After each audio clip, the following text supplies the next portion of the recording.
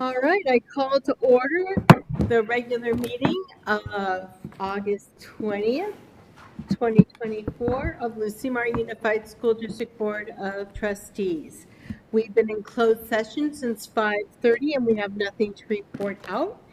I've asked Ms. Santos to lead us in the flag salute, and she said she would. Please stand, face the flag, hand over your heart, please. I pledge allegiance to the flag of the United States of America and to the republic for which it stands, one nation, under God, indivisible, with liberty and justice for all. Thank you. Thank you. Okay. It's been an exciting few days of school. We started school on Thursday. Staff's been at it for quite some time, but the kids are getting more well adjusted to waking up early. Let's see.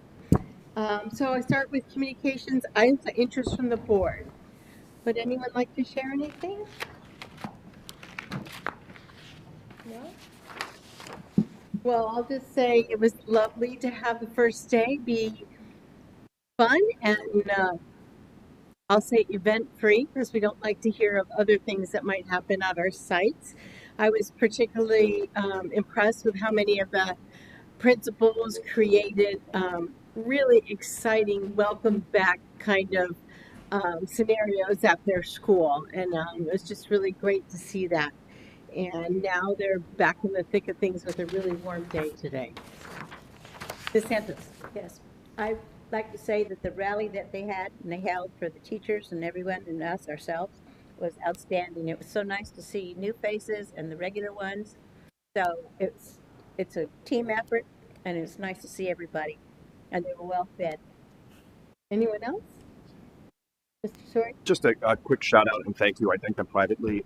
Pismo Police on day one was out there just working with our kiddos and their families, making sure that everybody was safely to schools at Shell Beach Elementary and Judkins. And it was just great that the chief and his team and the city manager are just really great partners when it comes to supporting our kids and supporting their schools. Nice. Anyone else? Okay, then we'll go on to the most important item of interest, and that's the superintendent's report for the first couple days of school. Thank you, President Martin. So we started last week on Tuesday, and we had our welcome back rally for staff, roughly 1,400 staff members this year, and that's a terrific number. And we had a morning session with our elementary team, and then we had a nice staff barbecue in the middle of the day on the AGHS quad. And then we had our afternoon welcome back rally with our secondary folks, and it was just a lot of fun, high energy, and engaging. We also welcomed back over 9,600 students back onto our campuses on Thursday, and that's exciting because that's well above the projected numbers we had in our budget book, about 60 above.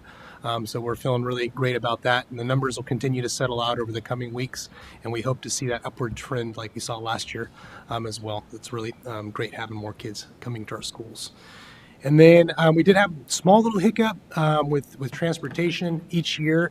As we know, we kind of have a lottery system with our buses. We don't have enough drivers to transport all the families that want to be transported. But I'm excited to say that we have 6 new drivers who now have applied, which is the most we've ever had, at least in the last 5 or 6 years. So we're excited about that. That should allow us to transport many more students once they're done with their training. That does take some time. And then our school activities are off and running. We have a ton of extracurricular activities going. We have fall sports that are going. Those include cross country, golf, tennis, volleyball, football, and water polo. I encourage you to go to the school's websites and check out the dates and come out and support our athletes out there. It's a lot of fun watching them. And we do really well with our athletic programs in LuciaMar.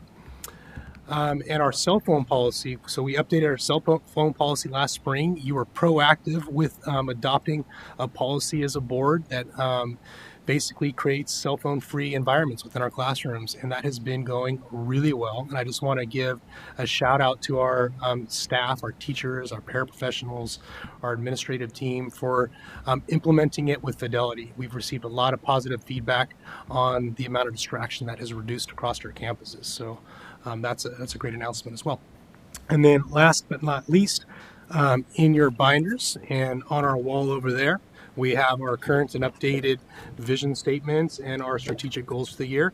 And this is what we keep in the forefront of our thinking as we make decisions and vote on action items. And that's it for me. Thank you.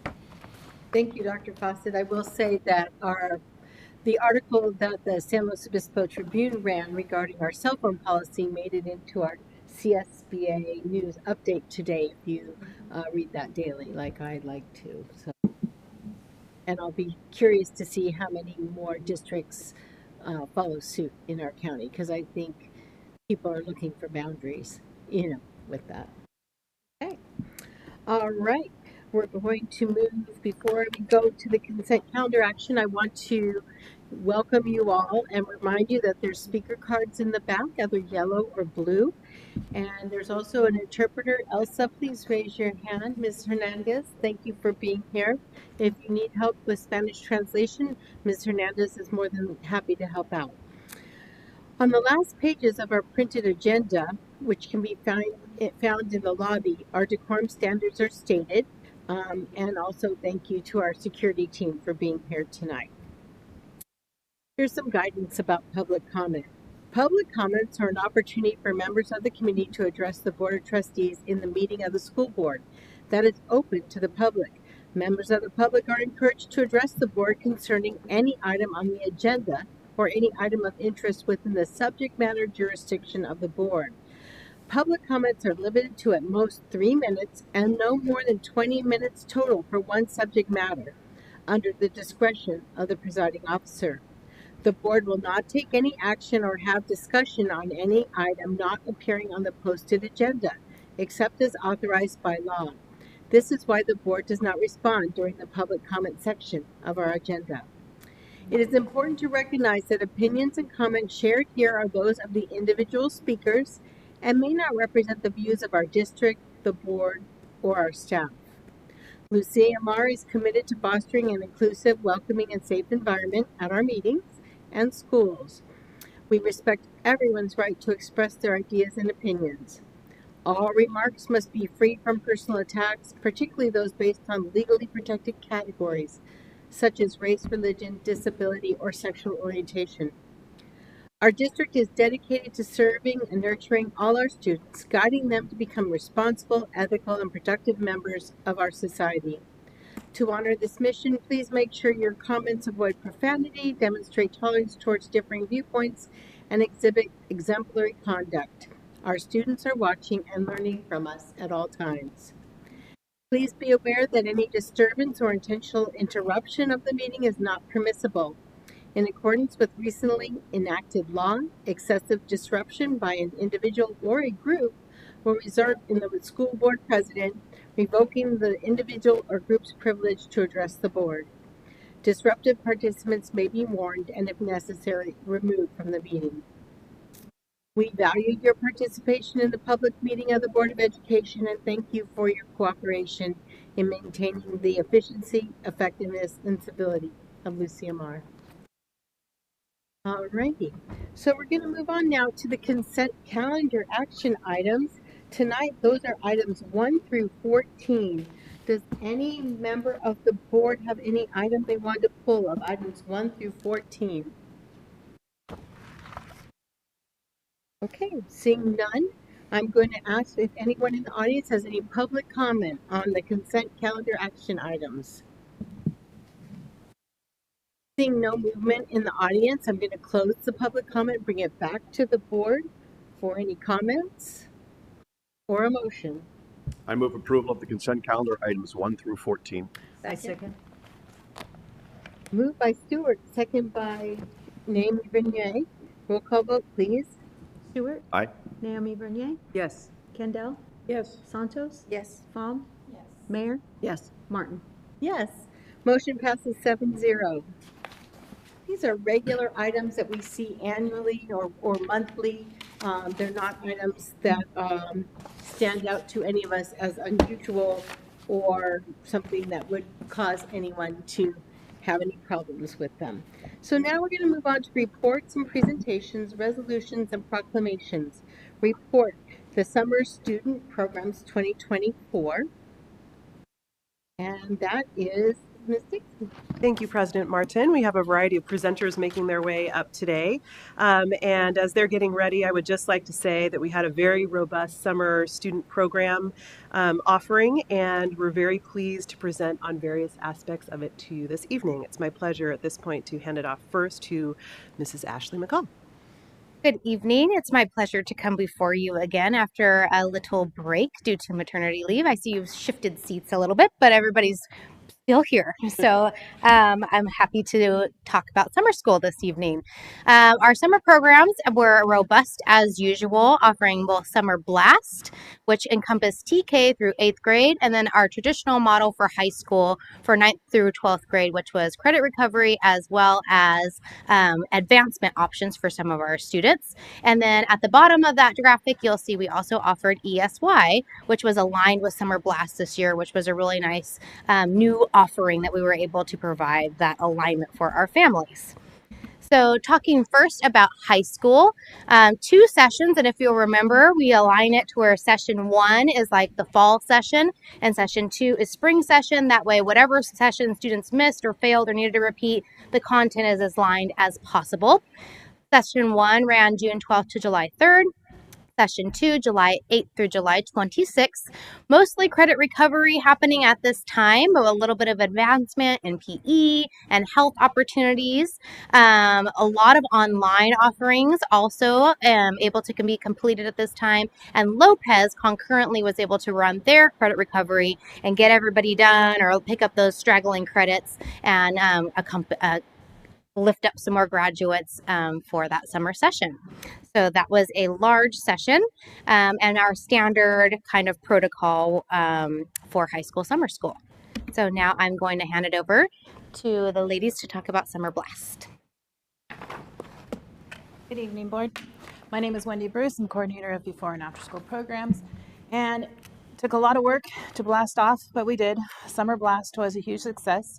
You can see there we held it at the 4 different elementary sites. We added one from last year, and we had both middle schools at the respective high schools.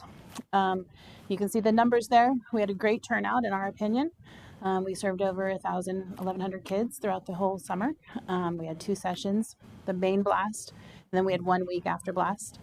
You can see all the work that it took to hire the teachers and the staff and all of that of who led those classes and the different variety of programs. And we couldn't have done any of it without our custodians and our support staff. We had a few drivers, we had food services, nurses, counselors, administrators, all lend a hand. It was a huge, great success with the combination of ESY as well, which Mrs. Means-Huber is going to talk about.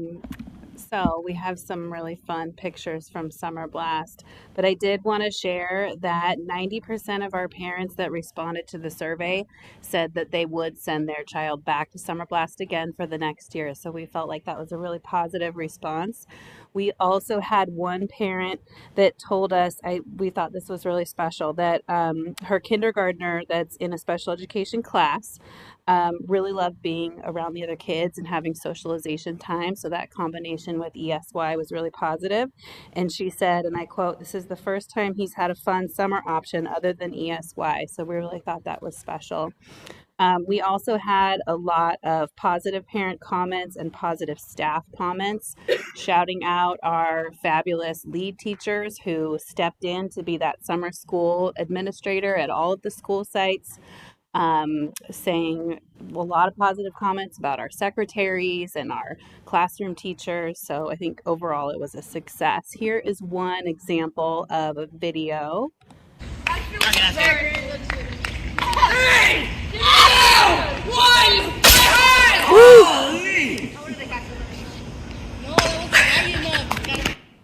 That was at Nipomo High School.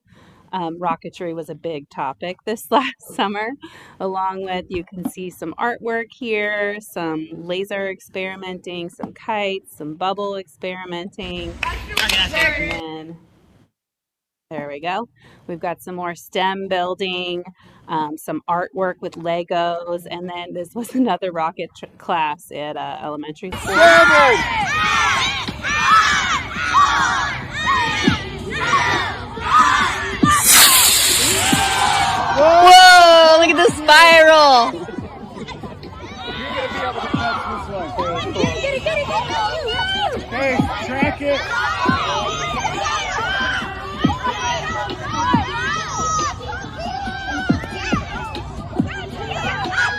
Catch it, Jason!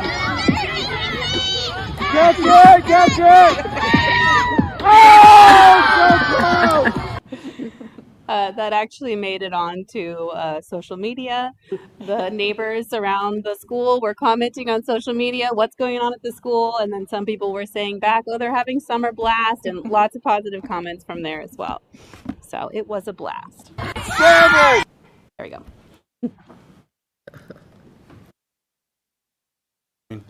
It's wonderful to talk to you about ESY. This summer it was really successful. We had programs at Grover Beach, Napomo, Mesa, PVA, AGHS, and OEC.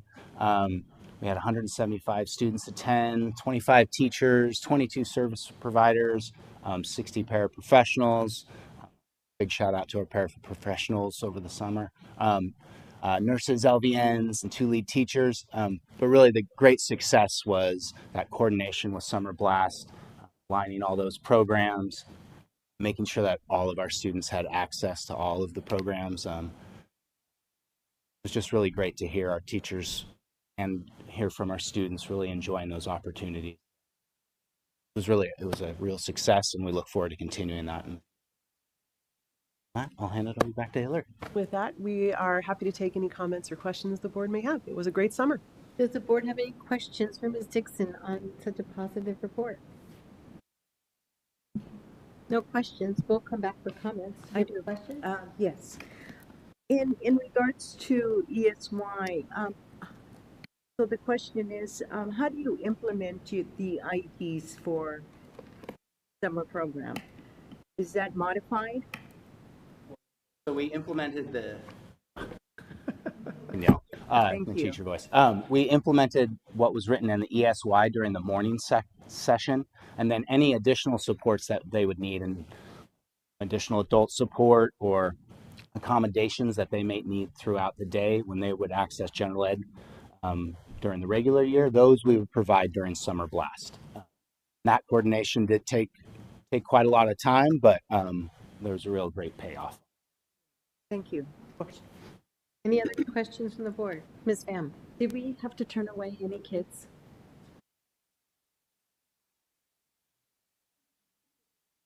Initially, we did have wait lists at all of our sites, but after we got it started and we got enrollment worked out, there were some kids that dropped. We were able to add in some sections, and so we ended up with no wait lists at this. Great. And for ESY, we're required to serve all those students who sign up for that program. So Right. They would never be on a wait list. Yeah. Any other questions? How was busing? Was there issues regarding busing? All students who had busing as part of their individual education plan were provided busing for ESY, and we were able to do some additional busing for other students to our summer programs as well. Okay, I'm going to open this up to public comment. This is a report only about our summer student programs from 2024. Does anyone in the audience like to make public comment on this report? Seeing no movement in the audience, I'm going to close it to public comment, bring it back to the board for comments. Sure. Just thank you. I mean, I know this is heavy work. And again, I think it's an investment that pays off. I love that we get to do not to rest on our laurels, and each year we're innovative and looking to expand and grow and build on the successive year. And I think our students benefit greatly from it, and their families definitely. So thank you. And it's something that the students look forward to. I mean,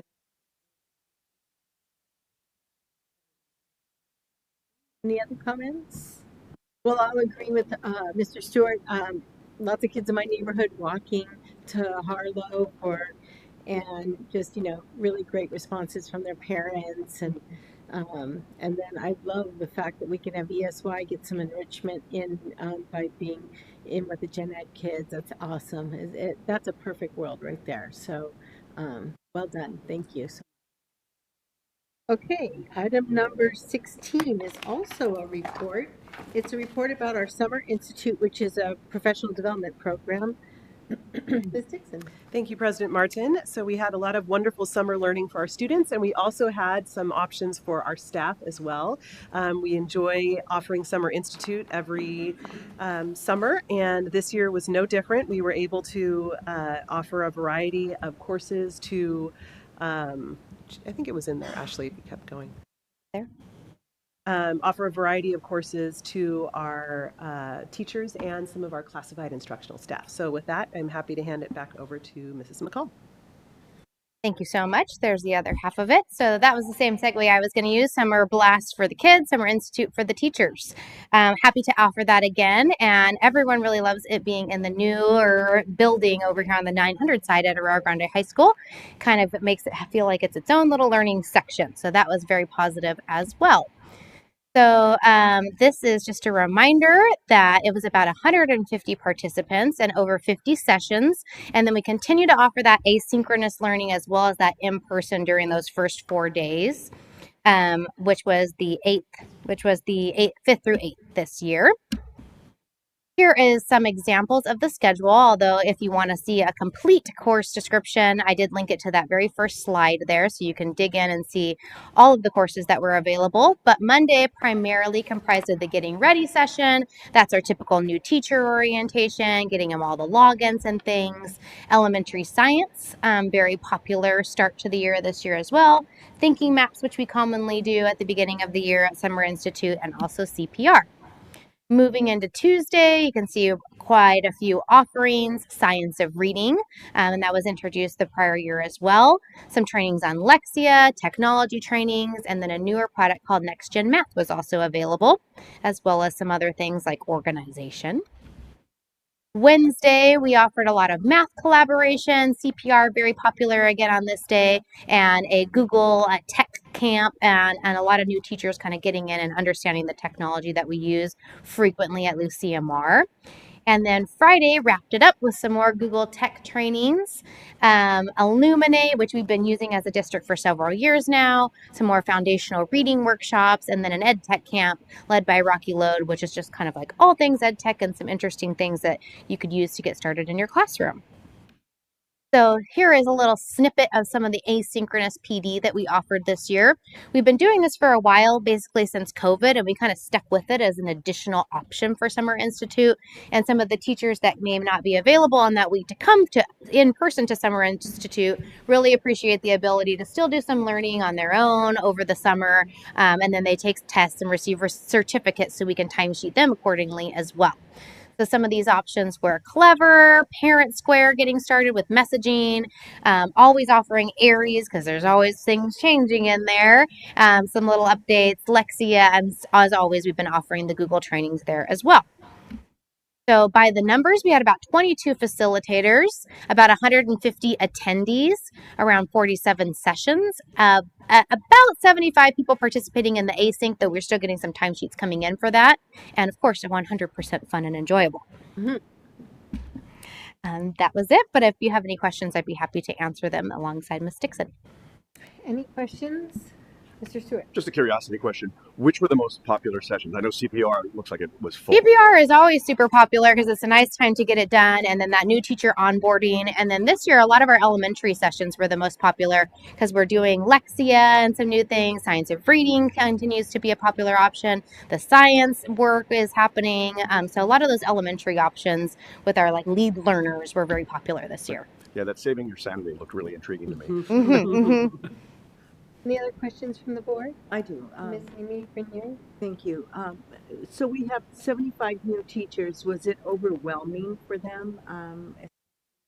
But it was 75.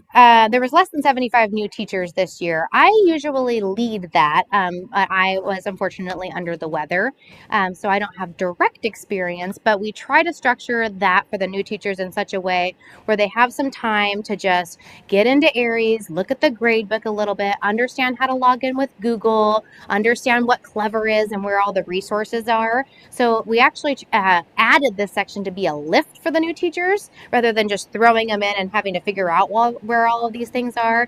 And generally the feedback has been positive that they feel a little bit more prepared to launch the school year, getting that earlier access. And if, They have that support after if they feel overwhelmed. Am I yes. correct? Oh, absolutely. Yes, one of the things that we do after Summer Institute is we offer a new teacher boot camp that principals will offer subtime. And so some of the teachers on special assignment from the curriculum department do a deeper dive into thinking maps and some of the other curricular tools that we have. So they've been in for a few weeks, they've kind of got their feet wet, and then we have another opportunity for them to learn. Most of our new teachers are also participants in the teacher induction program, so they have an assigned teacher mentor whom they meet with weekly. Any other questions from the board? Yeah. So I know we did the math K-5 on Tuesday. So what kind of follow-up is going to be happening during the year for that? We have quite a few sessions scheduled for the rest of the year. The board may recall that we have almost all of our minimum days across the district are on the third Wednesdays. There's a few exceptions to that for conference week and things like that. And of those Wednesdays, there are 3 of them that we kind of capture as district-led days. And so we'll be doing a few follow-up trainings on math during a few of those minimum days. We also have our TOSA team at the elementary level that will be doing some extended presentations on Late Start Mondays as needed. And we're doing some other training with our science of schools and things like that too. So much more learning to come with our option. Good. Any other questions? Okay. This is a report only, but anyone from the audience can provide us public comment on this report. If you'd like to provide public comment, come on up. We're talking about item number 16, the Summer Institute 2024. Seeing no one, I'm going to close the public comment and bring it back to the board for comment. Anyone on the, Mr. Stewart? Thank you again, and congratulations. I mean, it's so heartwarming and heartening that over 150 teachers decided to sort of start their school year early and expand their learning to really launch them into the school year. And they've been doing it. What, it's 5 years? How long? 10 years. 10 Mr. years, Stewart. yeah. So it just, yeah, it's really well done. Thank you. And I want to concur with that. I also want to say that I like the fact that we have training that an employee can make a little bit of extra money. And I love the fact that CPR was full because a lot of times we don't want to provide them a sub so they can go get CPR certified. I'd rather they take the time out in the summertime and pay them to do it in the summertime because most employees have quite a few online trainings and things they need to do every single year to get up to speed. So whether it's bloodborne pathogens or sexual harassment or one or the other. So well done, and I'm sure it's a fun group and they probably love all seeing each other after a summer. It's a good time. I would invite the board to join us next summer. You're always welcome, of course, but it's really wonderful to see teachers greeting each other and engaging sort of that week before school starts. It's a nice sort of soft launch for them. Okay, great. Okay, so that's the end of our reports. I'm going to move to items scheduled for discussion, possible action.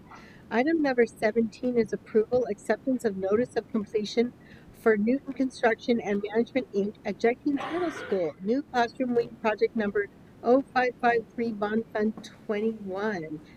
Mr. Eichberg, are you going to tell us some good news about this? Yes, thank you, President Martin and board trustees. Normally, one of these items would come as just part of the regular consent agenda, and you would probably notice there were some of these other project completions on the consent agenda. However, Judkins was one of those projects that it kept on giving, and it started off as an elimination of 5 portables with 4 stick-built classrooms, a staff restroom, and then the other technology and support little closet, if you will. And the challenge with Judkins is the location. Not the location meaning it's gorgeous, but it is part of the Northern Chumash tribe's historical place, right? So it is a place where that hillside, if you can picture before there was a 101 freeway, there would be people milling their corn and harvesting seafood, and that was where other ceremonies and things occurred. And anytime we have a construction project in one of those sensitive areas, we have to address it through some type of mitigation. And the district, for several years, more than 7, Executive Director Stinson has, for the past 7 years, been working on getting this treatment plan. And ultimately, what a treatment plan is it is how the district will approach that land if we're doing any type of work there. So when we think about building new classrooms, typically a construction project, you'd see the crane digging a big hole, and that would be where the foundation would be laid. With this Judkins project, instead of that over excavation, it's infill. So if you think back a couple years when my kiddo was at Judkins, there was a solar array that when it first went up, the kids loved it. It was shade. Well, that solar array, when it was going away to build land, that's not flat right there. So they actually, as part of the treatment plan, instead of digging an over X, we do infill, and they fill the area instead of digging up remains. So the treatment plan was in agreement with Ms. Mona Tucker, who is the most likely descendant of the Northern Chumash tribe, meaning she was the spokesperson for the Chumash tribe and was in agreement with Executive Director Stinson and an archaeologist where they actually developed this plan of how we'll move forward whenever it's a sensitive cultural site. So this is very hard to get, and kudos to Executive Director Stinson and his team for working through that as part of the Judkins Middle School project. But I've probably talked enough. You might be thinking, where's the solar? I see these buildings going up, stick built, brand new, 4 classrooms, and the solar, instead of a solar array that you see, is a roof mount solar. So the project does still have solar. However, instead of it being a separate array, it is part of the new style of on the roof solar when footprint demonstrates that need.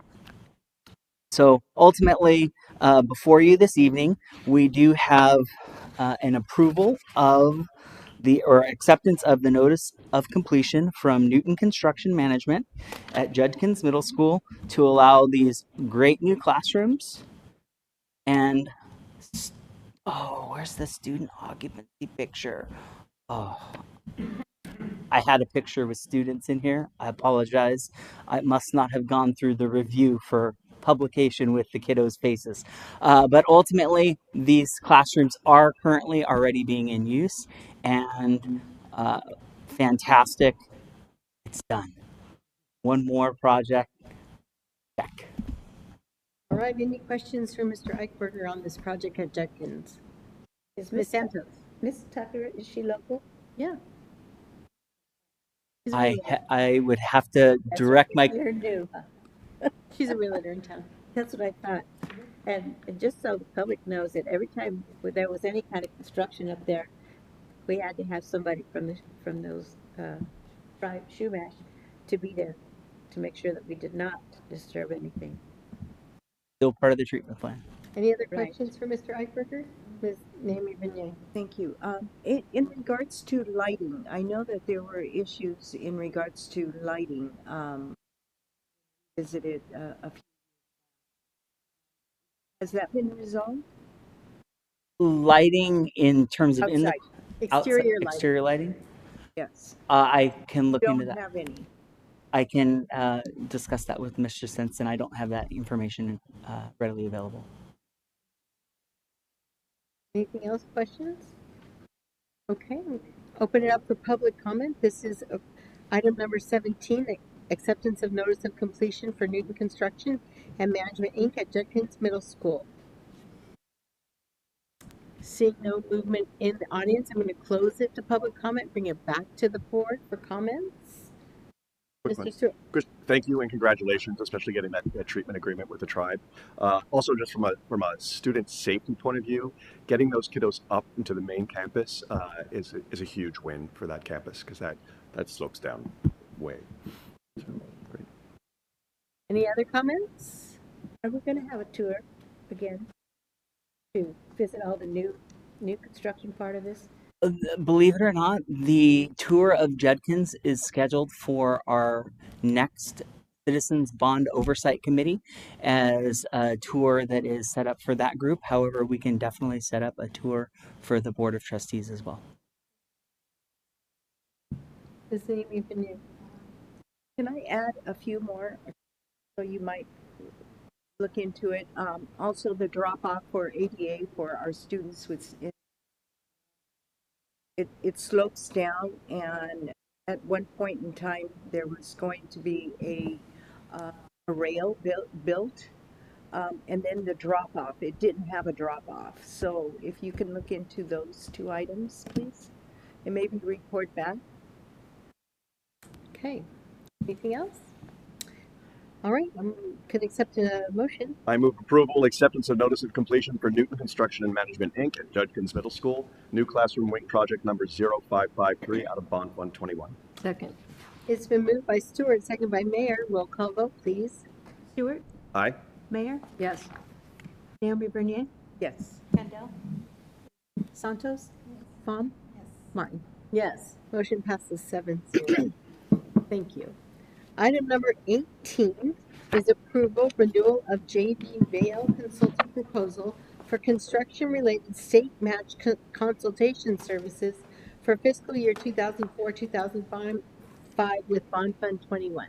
Thank you. Again, for your pleasure this evening, I want to share some information that would typically be on the consent agenda as a renewal contract.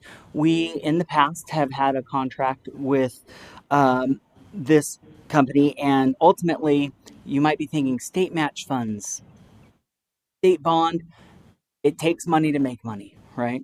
So for the state bond, what this is it's a match program, and in order to be able to be eligible for those funds, there's an application process, and like anything else with the state, you have to have all your I's dotted and your T's crossed. This particular consulting firm is experts in being able to navigate that state match process, and they have helped the district be awarded over $20 million. And you might be looking at that list saying, okay, explain this final audit and submission pending. With the state match program, the district submits an application once we have 98% of our pay warrants done and we feel the project is done. Before we submit to the state, we make sure all those documents are ready. Then the state says, yes, your project is going to be approved. But it's not just them looking at paperwork. Executive Director Stenson has to actually do a virtual walkthrough of the site with his phone, showing them the buildings that have been built and making sure that what we submit in terms of our application is actually correct. Once the state then says, yes, we are going to give you this money, they cut us a check. Now, that doesn't mean we just get to go spend that check. It means those funds have to sit in an account waiting to be spent because there is a full audit that is done by an independent audit firm. So the pass, those two greens, or approximately $2 million so far, has passed that final audit, meaning that money is in the bank and we are actually able to use that to augment our other construction projects. The rest of the ones that say pending in yellow, we have the money, the audit is occurring, and it's the ninth inning of the game. We're waiting for the auditors to sign off and say, yes, this money is cleared, you can now use it. The one that says awaiting submission is we are waiting for the final payout from the general contractor. As soon as that's done, that project will be submitted as well. However, since we've done a tour of the culinary building, I wanted to be sure that we included that in tonight's presentation. That said, you might be looking at the list going, you know, I see Napomo, I see Mesa Middle. Mesa Middle is one of our newer schools. Why are these particular sites ones that we're getting state match funds for? And why did we start Measure I with these projects?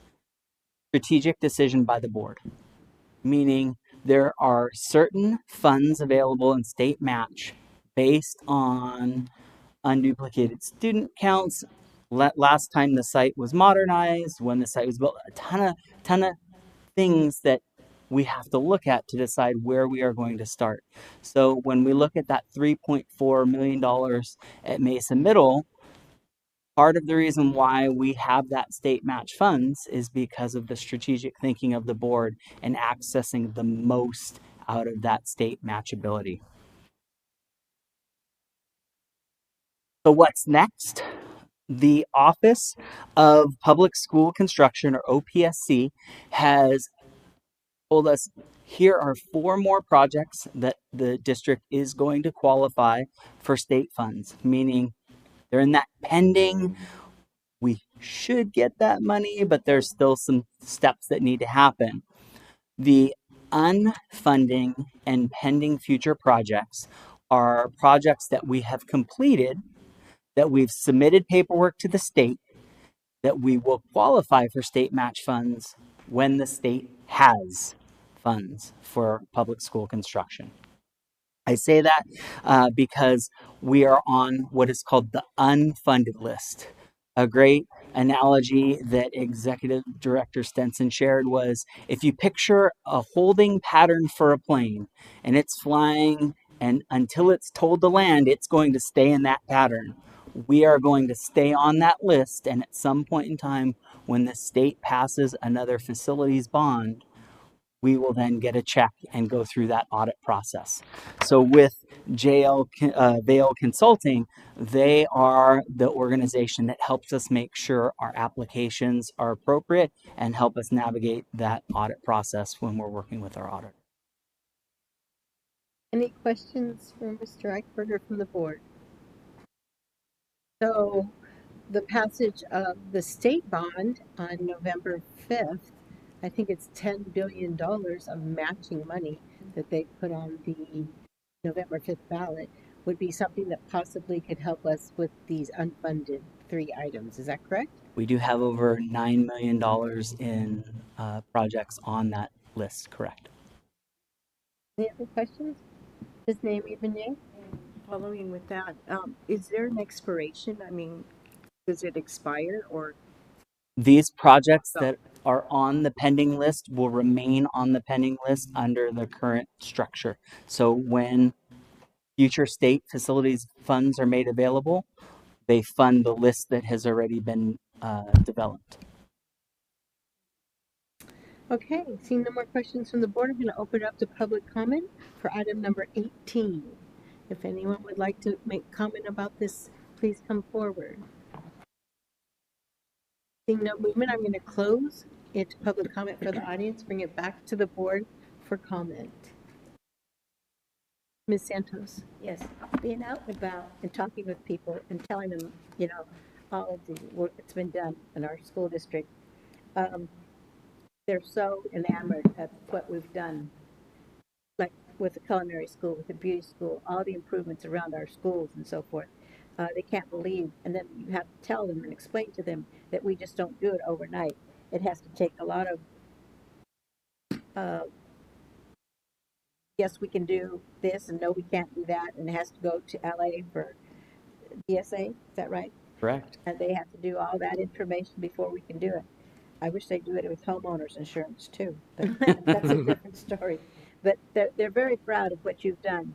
So I say the audience out there would love to see it. So it'd be nice if we had little brochures that we could say, here, this is what we've done today so far. There is actually a great spot on the district website where you can see all of the projects that have been completed under Measure I, and there are photos on that actual part of the district website that highlight some of the neat things and projects. That's nice and wonderful. There's a lot of people who don't have that website information, so it's just nice if we had a little flyer or something say, and here, this is for you. Thank you. Any other comments from the board? I entertain a motion. Move approval, renewal of JL Vail Consulting proposal for construction-related state match consultation services for fiscal year 2024-2025 out of Bond Fund 21. Second. It's been moved by Stewart, second by Santos, to approve item number 18. Roll call vote, please. Stewart? Aye. Santos? Yes. Pham, Yes. Mayor, Yes. Naomi Bernier, Yes. Kendall, Yes. Martin. Yes. Motion passes 7-0.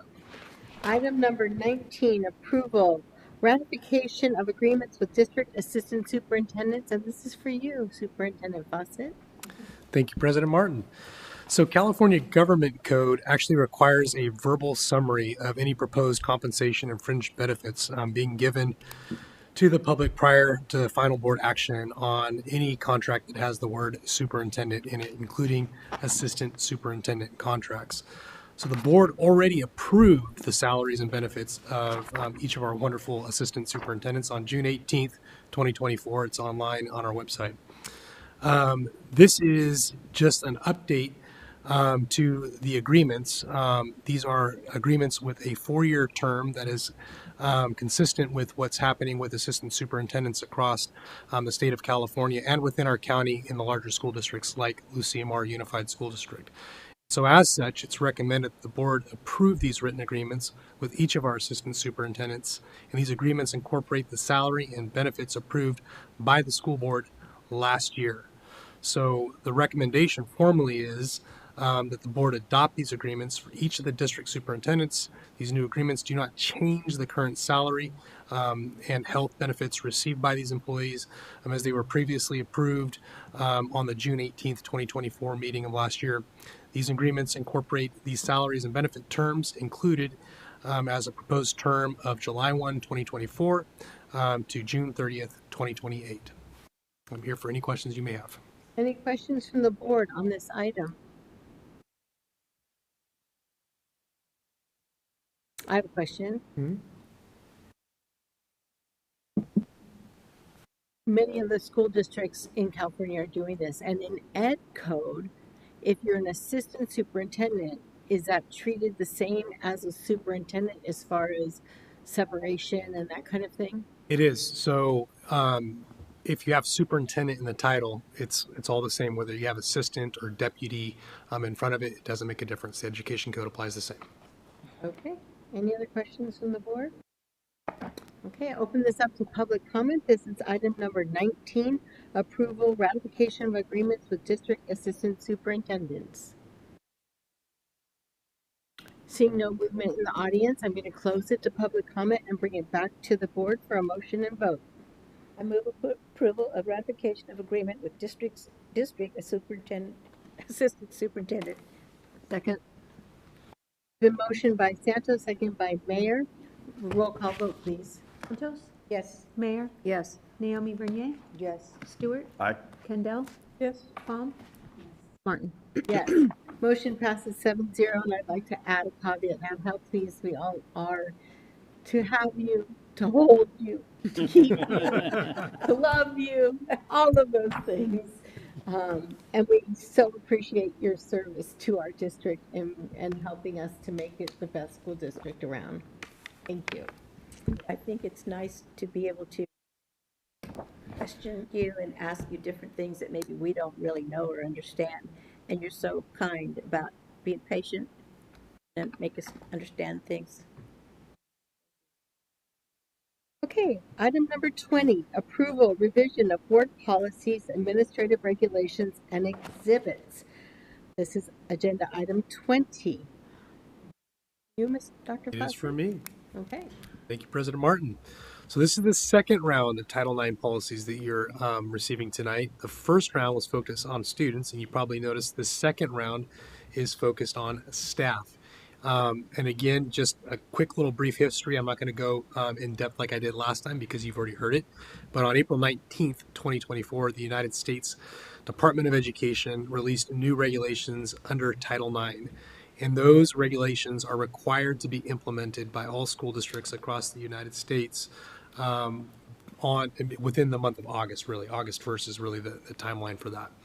And so Dr. Handes and her team has been working really diligently to update them all, to evaluate what our legal counsel gave us, and to evaluate what CSBA put together to make sure these policies are ready for your adoption tonight.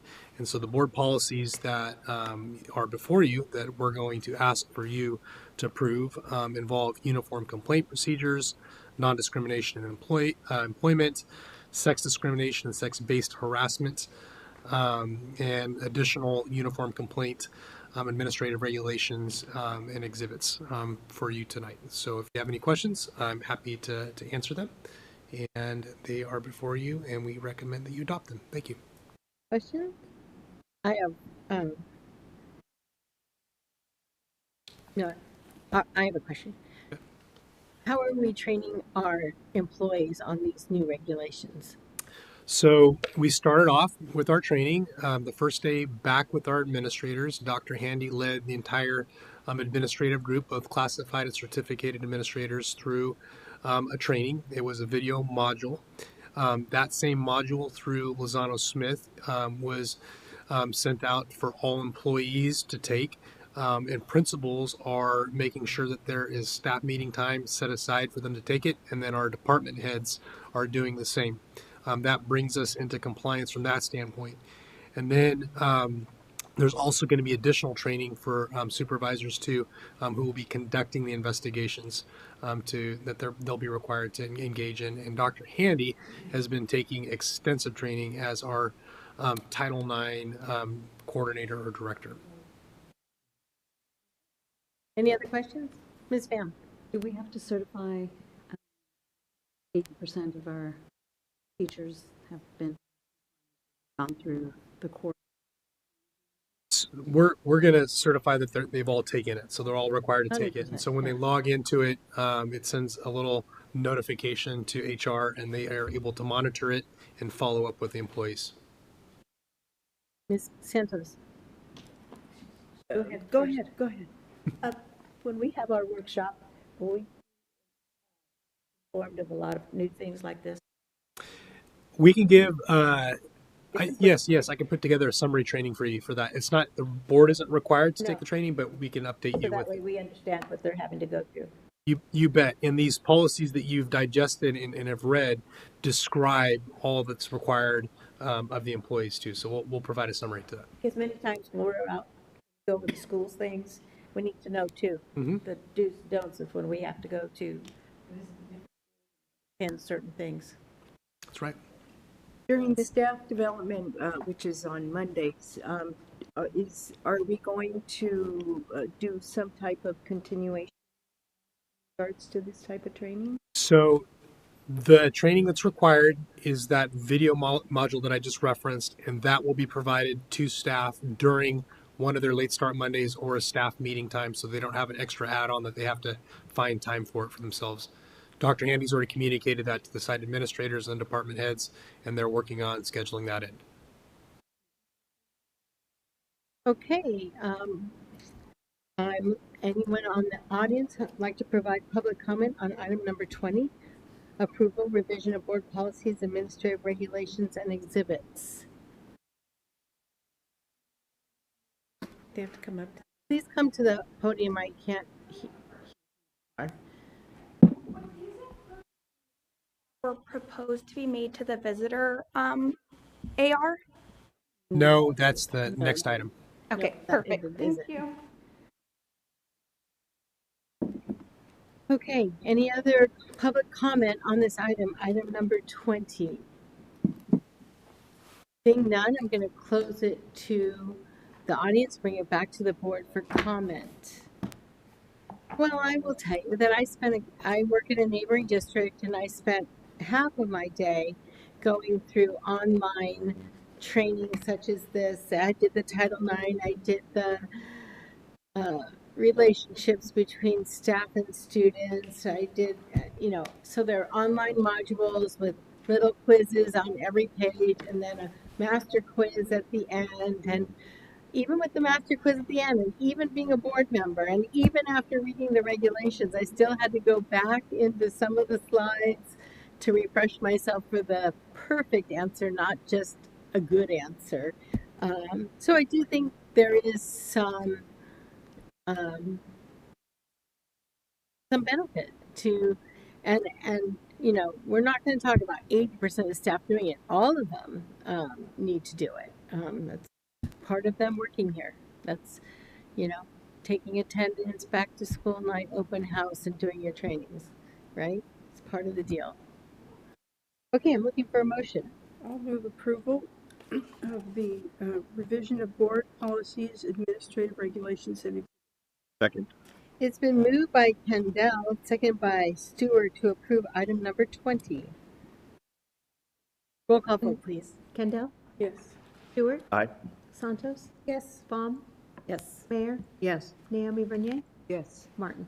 Yes. Motion passes 7-0. Item number 21, first reading, revision of board policy and administrative regulations. Dr. Fawcett. Thank you, President Martin. We're back in the cycle of adopting routine policies, administrative regulations, and exhibits again. And we're starting off light this first time, and then we're going to start to increase the number again. So this is the first reading of these two new policies that have been updated by our division heads. The first policy is related to independent study because there have been some legal changes around that. And the second administrative regulation is related to volunteer assistance and how to become a volunteer. And so they're here as a first reading tonight, and I'm here to answer any questions that you may have. And then we'll bring them back for a second reading and the adoption at our next board meeting. Okay. This is the first reading. Any questions from the board on these items? Ms. Van-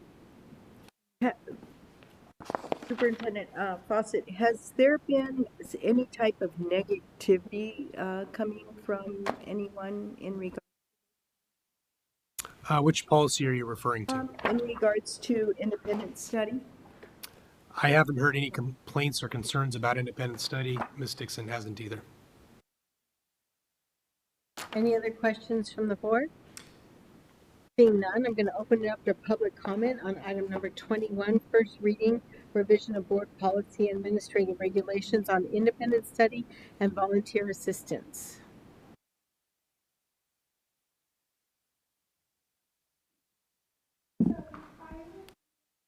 Documents that were proposed for the changes, and the changes look like you just want to take out a provision of law that grants parents the right to volunteer with their children. It's actually an education code, so it doesn't look like there's actually any changes. You're just taking out a section that grants parents rights per California education code, and I would wonder, what is the benefit to doing that? Why would Mr. Fawcett and the board want to just take out a section of your AR? And I would also like to know that when I have emailed each and every one of this board, none of you have replied to me on this matter, and I have emailed you probably 3 weeks ago, and I have made contact with Miss Handy probably for about a year now trying to get clarification on these matters, and she has been non-responsive. Ms. Santos mentioned how it was so nice to have Miss Handy clarify things for her.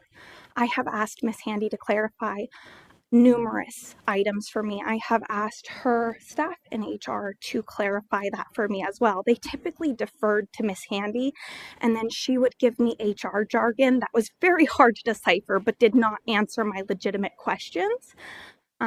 So I really have a lot of opposition to you taking out verbiage that protects parents and children, especially when parent involvement in their children's education is shown to not only be their right, but to significantly improve a child's outcome.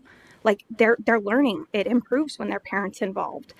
And I think that being exclusionary with parents and their involvement and kind of making it convoluted and bureaucratic, it's detrimental to being a team with the parents, being a supportive collective, and it's detrimental to your students' well-being. So I think that if you're going to make those changes, I would love to know why they're necessary and how do they benefit the school board? How do they benefit the kids? How do they benefit the parents? That's my feedback. If you could fill out one of our cards for us and then give us our phone number, then that way Dr. Fawcett would have your phone number to contact you some other time.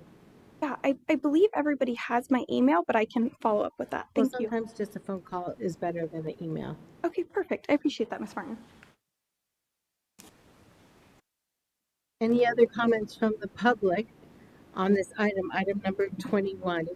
It's a first reading only, so we don't vote on it. Seeing none, I'm going to close it to public comment, bring you back to the board for any comments. Okay. So I'm going to move in now to public comments on items not on the agenda. I do have a blue card here from Richard Clement. Aren't you from Paulding? Come on up.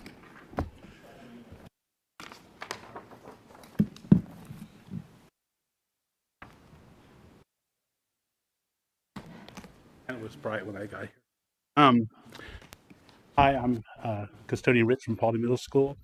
Hello, school board, and Andy, and Sid, and Fawcett, and Raquel. Could you speak in the? Oh, sorry, it's shorter than I am. I know the feeling. Yeah, can you hear me now? Yes, we can. Thank you. This just kind of comes down to what I understand we're something totally off what you guys are talking about, but our compensation after long negotiations is coming out from what I originally was told was going to be a 5% increase, which, you know, I'm fine with that. I'm happy with the 5%. Some people weren't happy with the 5%. My union reps kept, you know, going to bat for us, and somehow that 5% got turned into a 2.8. But my CISC insurance, they got a 25% increase that comes out of my wages. And so 2.8 does nothing for me. I'm retiring in 2 years and 2 months from now. I'm not going to make it to my 30th longevity, so that doesn't affect me in any way. As you can see, I'm represented by many classified employees. They talk a big talk, but custodians are kind of weird people, especially the night people. They like being alone. They like working alone, and that's why they are. And the day guys, you know what? They, for the most part, you know, people kind of bury their head in the sand about things. But excuse me, getting choked up talking about it too often.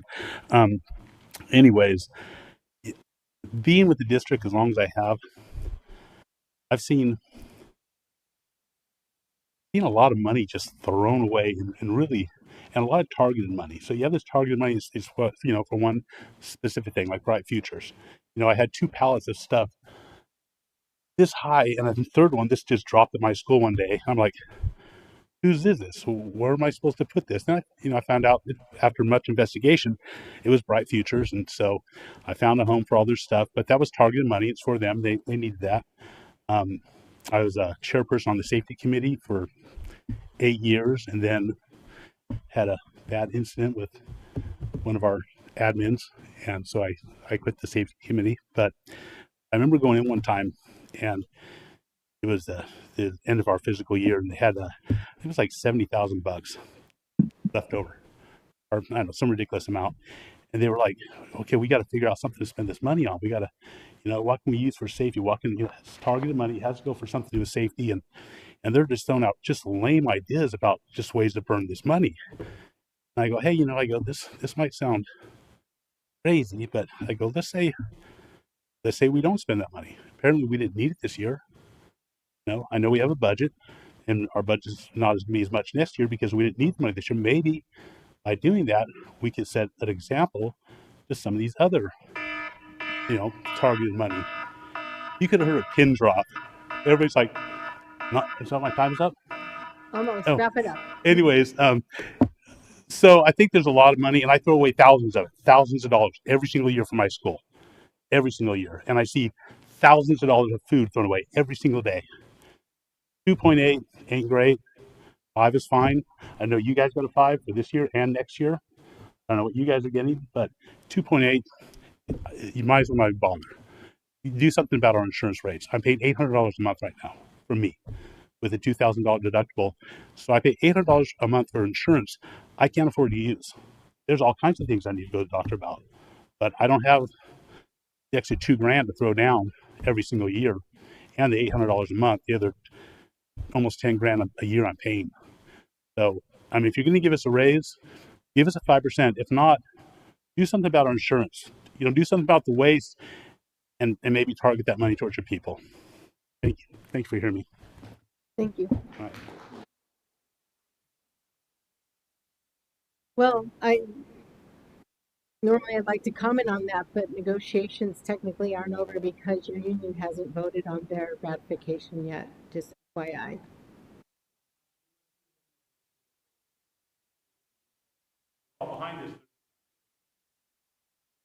Okay, great. All right. We have no student discipline.